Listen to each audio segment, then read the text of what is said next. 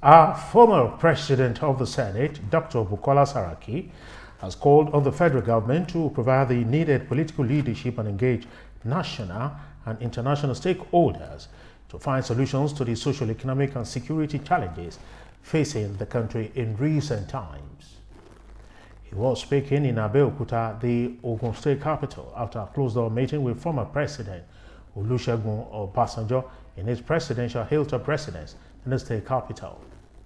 Dr. Saraki suggested both national and international discussions to address those issues of national importance and development, saying that the current challenges are beyond what the ruling party alone can address.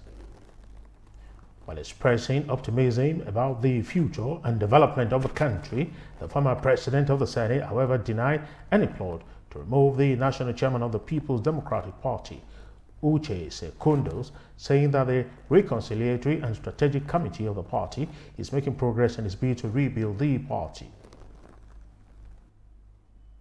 I'm talking about more of the national issues today. It's a sense of belonging, even the issue of security issues that concern all of us. I think what is important for us now, as I keep on repeating, is that these issues are issues that should involve everybody.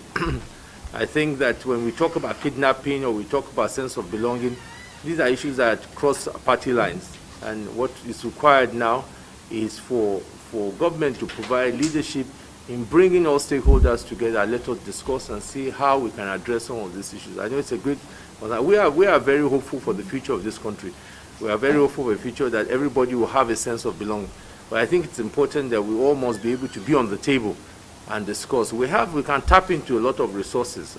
Even on the issue of security, there are a lot of people with a lot of experience that we can, and I said that 2 or 3 times in the past, that my advice to government this time is that this problem is a huge problem to just be left to just a ruling government and a ruling party. I think it's the time where opposition, ruling party, our international friends, private sector, all of us must come on a round table because the challenges before us are enormous and we need to address it. As we talk about, a lot of politicians, we talk about 2023, we still have 2 years before that. And it is our responsibility, all of us, to see that during those 2 years, we all work to address that. But the initiative must come from government. I think once government does that, then my own advice is that everybody that has something to contribute should be able to work together and see how people will have a sense of belonging. And part of that sense of belonging is to be on the table, to be able to discuss the way forward for this country. Thank you, gentlemen, ladies and gentlemen. I'm not aware. I think maybe you have more information than I do. I'm not aware of any impeachment. I think there's a lot of propaganda going out there. What is happening in the party is that we want to start very early to address what we think are issues that will make us stronger. And that's what we're doing. As we know, we've been meeting with different leaders. We've been meeting with different states where we think we have problems here and there. We particularly, some of the zones that we think we have such issues, we're discussing that.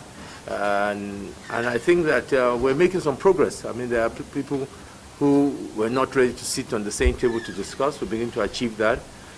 We've given more time for ourselves in trying to do that. And we're hopeful that in this month of March, we'll begin to see a lot of progress in that way, that will unite the party, and that also in that unity we'll be able to bring in more membership to our party.